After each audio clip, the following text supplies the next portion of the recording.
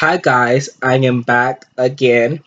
Same day still, but since it is quiet, no one's around and I can film a video, I just wanted to discuss one of the topics that I had written down for a very long time about magic shows I watch and how they relate to magic in this physical reality. That is a big topic, but I watch a lot of magic shows. This video was inspired, I believe, by either Alvine or Hectorios. So I'll link their pages, YouTube channels down below. But I did want to address the topic. Because I watch Merlin, Penny Dreadful, Coven, American Horror Story Season 3 with Angela Bassett is one of my favorite seasons of American Horror Story. I watch Princess and the Frog, Sorcerer's Apprentice, Moana, Sleepy Hollow, Lucifer, Lord of the Rings, The Hobbit. What else is there? The Magicians, Game of Thrones, Once Upon a Time, Witches of East End. There's a lot of shows. Because as a witch, you love witch shows. I don't know why some people believe there's a stereotype.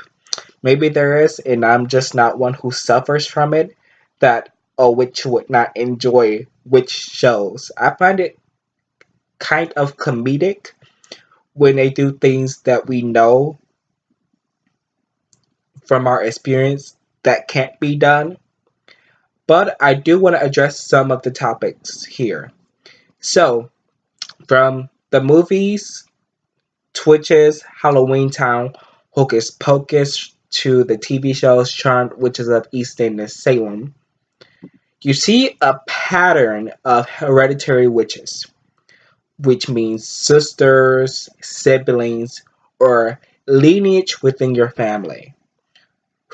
People in your family who has also practiced witchcraft and those who were witches or still are witches. You tend to see the power in numbers because, as we know, the more people you have, the more the spell multiplies. That's why you have covens who usually consist of, I believe it's 6 to 13 witches who are in a coven. Just because of the fact that there is powers in numbers and it helps play an effective part when it comes to magic. But then you see movies like Princess and the Frog and the Sorcerer's Apprentice.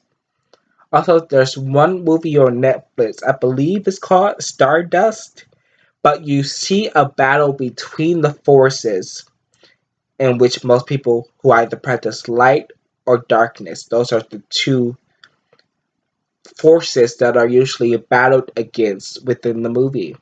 That you see one person either has to be part of light magic and the other has to be part of the darkness. And I don't agree with that, just because you can't have light without darkness and you cannot have darkness without light.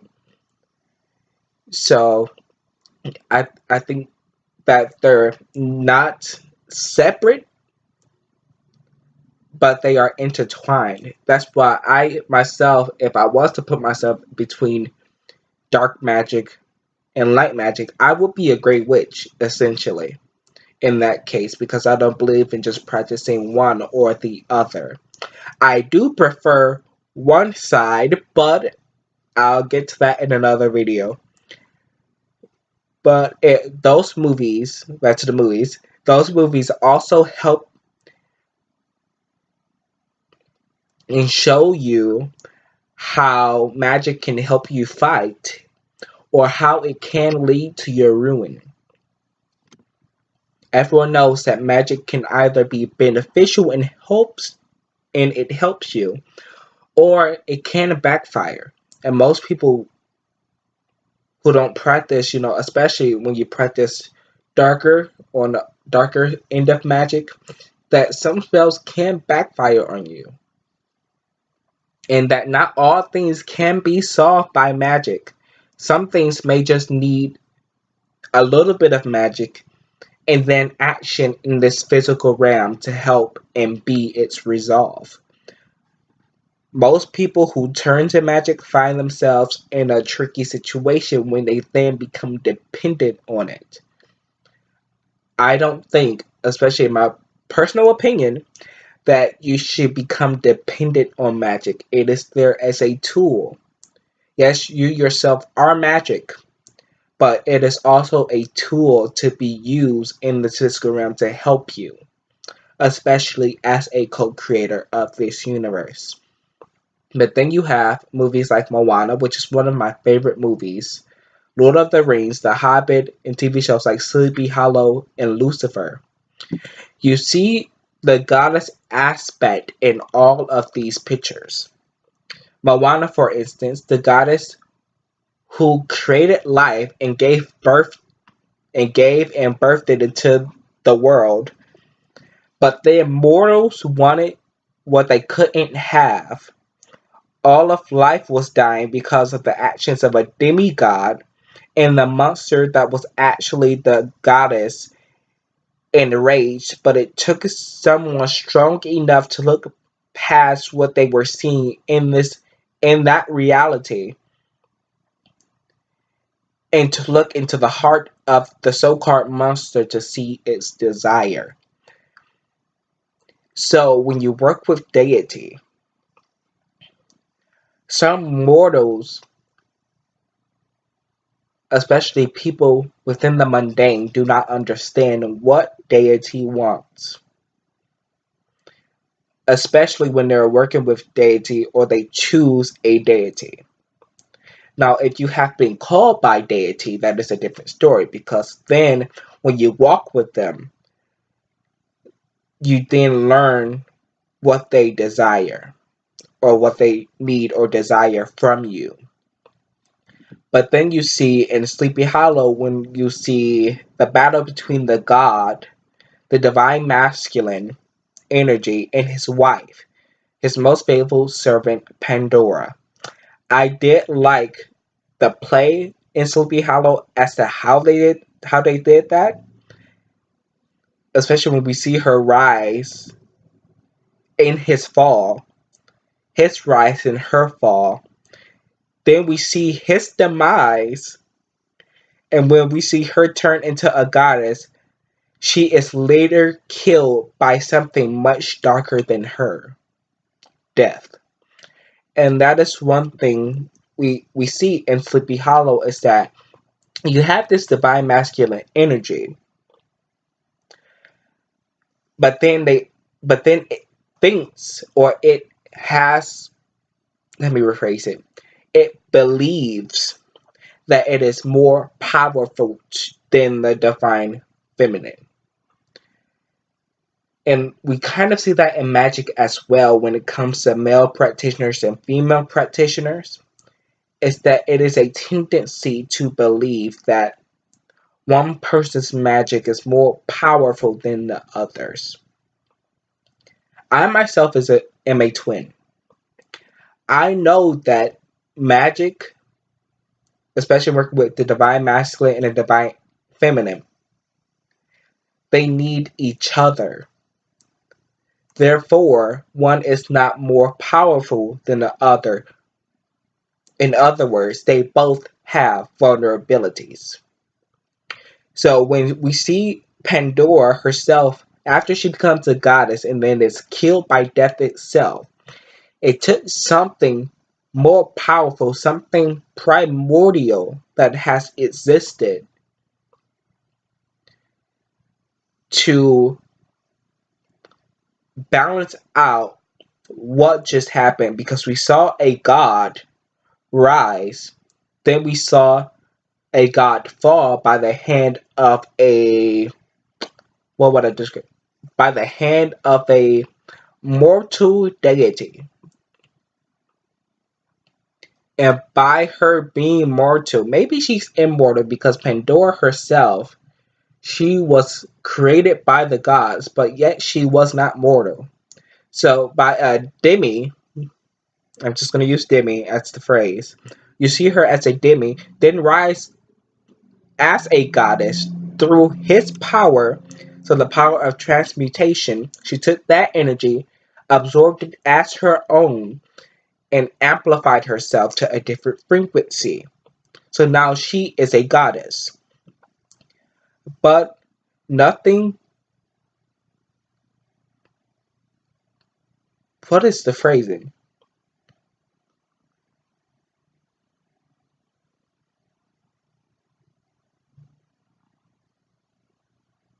Energy cannot be created or destroyed. So the energy from the goddess Pandora had to go somewhere. So when the detective in what is his name? I forget his name. But as they defeated Pandora with death, that energy then was absorbed by death itself. Something primordial that happens to all of us. So we see the balance of energy in the demise of powerful people. So we can see that power can't be transferred from deity to mortal beings as well. It's kind of like how magic itself gives you power, especially if you are the first of your line and you may not be hereditary. Once magic calls you, it inputs its power or awakens its power inside of you that was dormant. And now you have the abilities that you did not have before, especially being mundane. So now we see Lucifer, the show. We see his treatment of how his father treated him. Then we see his mother, the goddess, in the strength she poses on this earthly plane. And all she wants is for her family to be together. Her family that was torn apart by God himself. So we see a disruption within their family. And you may be asking, what does this have to do with magic? Because I asked myself that too. And my response was that magic can hold something together that has naturally fallen apart. You have to be realistic. Not can. Magic can't hold something together that has naturally fallen apart. Cannot. You have to be realistic. And do not try to hold yourself up to these expectations and desires that cannot be reasonably attained. You see with a lot of people in relationships, they try to hold something together that naturally has fallen apart. But what happens when you try to use magic to hold it together is that you are going to have to keep using magic to continuously keep this bound. Which means one reason why I don't do love spells is because once you call a love of another to you and have it bound, you must keep it bound. Because that binding is the only thing that will keep you two together. That is what created you, and that is what created you all together, and that is what can destroy you. Or that relationship, it can be destroyed especially by how it was created. The things gods themselves do not have control over. Now, this is a iffy subject. Everyone has different beliefs on this, but I do believe that gods themselves do not have control over destiny and fate. Those things are primordial, beyond the gods' powers. I do think or believe that there are things in the universe put into place to where it wields destiny in the fates, especially when you look at the fates, the Morelli, I hope I'm saying that correctly. You look at the three sisters. Some believe they were born of Zeus. Others believe they have always existed. But they both hold the fates of gods and man. And I think that's why they were also feared as well. Because you may alter someone's destiny, but you cannot alter their fate. The thing that will end them. Here, let me explain that. So, I do believe you can alter someone's destiny, especially a god. Everyone has the ability to push someone else, implement or impress their will onto others, which may reposition their path, but not necessarily their fate. Destiny has many paths, but the path of destiny is woven in a way to where they all intersect, which means destiny's path is many but one. And magic is limitless. But what is the price? The price you are willing to pay, the cost to get what you desire. I mean, everything has a price, and are you simply willing to pay that price? Is the real question. Then you have Lord of the Rings, The Hobbit. Oh, this video is getting long. You have Lord of the Rings, The Hobbit, and we see magic in the form of Lady Galadriel. We see in other characters, but my main focus, especially on the goddess aspect, is Lady Galadriel. She holds many mysteries. Also, she is, like she said, she who you can call, and she will appear. The goddess does the same thing. The goddess herself holds many mysteries. You can call her and she will appear. All you have to do is speak her name. That is where spells come in. Incantations, will and intention. That is where all of that interplays. But this is directly related to the goddess in this reality because of the fact that all you have to do is call her name, and if she is willing, she will appear. You cannot force a goddess to appear before you. You must invite, and they must be willing. And if they are not willing, that is because you are not ready, and you must be patient, and you must wait. Because patience is a virtue. My first mentor used to always tell me that, and I used to get so pissed and so upset because of the fact that I was very impatient. But I learned over time that patience is something to be valued, that it is not a waste of time. Yes, you want it in the now, but there are things in place to when you need it, it will come, not when you want it. Look at Nanny McPhee. If you need me but do not want me, I will stay. If you want me but do not need me, I must go. It's the same principle. Also, we see in the show The Magicians, which is one of my favorite shows, by the way. In The Magicians, we see that magic cannot solve everything. They did a spell that can give you a result, but it was not a practical result, and it was not what they wanted. That is the thing. So especially when you practice magic, you should know that it can't solve everything. That even when you do a spell, it may not give you your desired result. It may manifest in some other way than what you expected. That you can combine all the forces you want, all the spells, all the sources you can find, use it and still not be happy with the desires you want it to manifest. It is possible to be upset by magic, to be not offended, to take offense, maybe, but to not get the result you wanted, to not see the manifestation that you desired, the intent you put in, to see it manifest in some other way.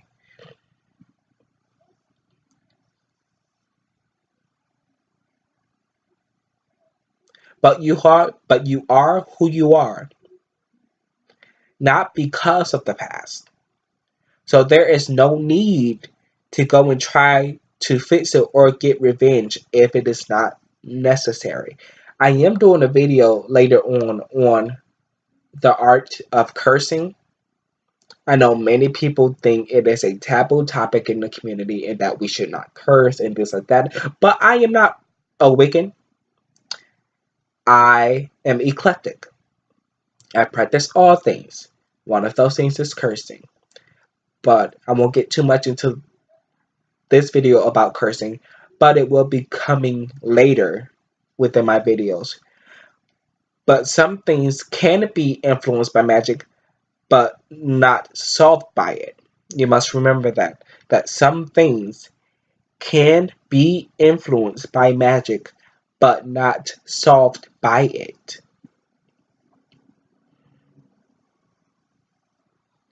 Because life will give you certain experiences for the evolution of your consciousness, and you must remember that. And then you have Game of Thrones and Once Upon a Time. I love Game of Thrones, especially Melisandre, Cersei, and now I did not like her before, but what is her name? The sister, Sansa. I did not like Sansa. I thought she was petty for one, and she just complained a lot. But now she has really turned into a young Cersei, and I love that. But I also always loved Arya. Arya was kind of my favorite, and she still is. But I do like the power of blood magic that is represented in these shows. We see it with Melisandre and King's Blood, and we also see it with Regina and Selena, that they're sisters, hereditary, and the power of blood, the life force within each of us.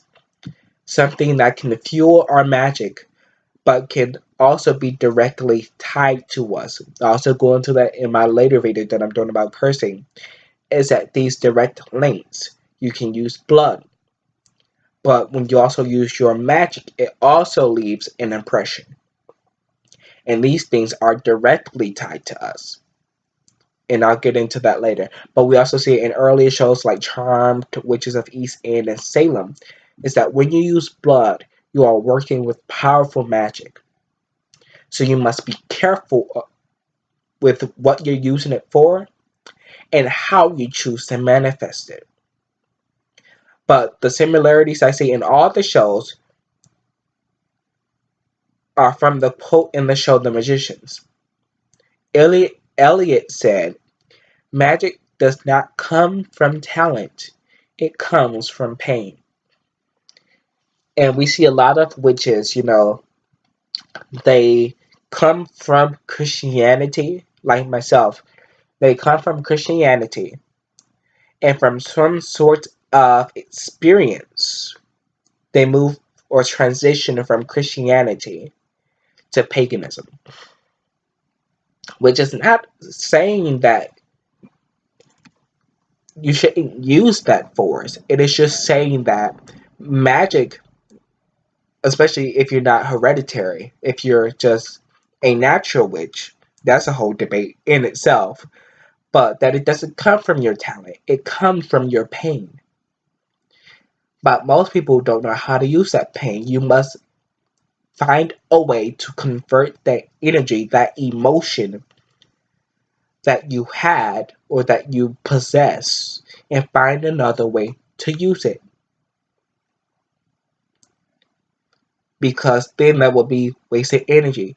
That doesn't mean you always have to be in some sort of pain to do magic.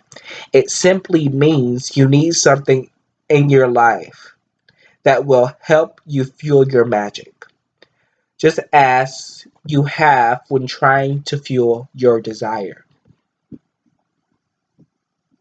Your dreams about what you want in life, something that will allow you to get practical in this reality. And sometimes pain does just that. Finally, analyze yourself.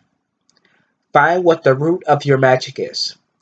Through shadow work, see magic from different perspectives and go for it forward, learning from this and do magic effectively.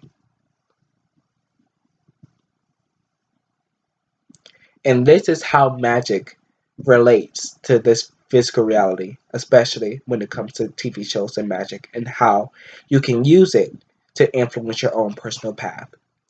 This is all I have. I work in threes. I'm surprised I pumped out 3 videos today, but I think this was necessary. And this is all I have for you all. So, this is Simply Magic. I will see you all soon. Bye, guys.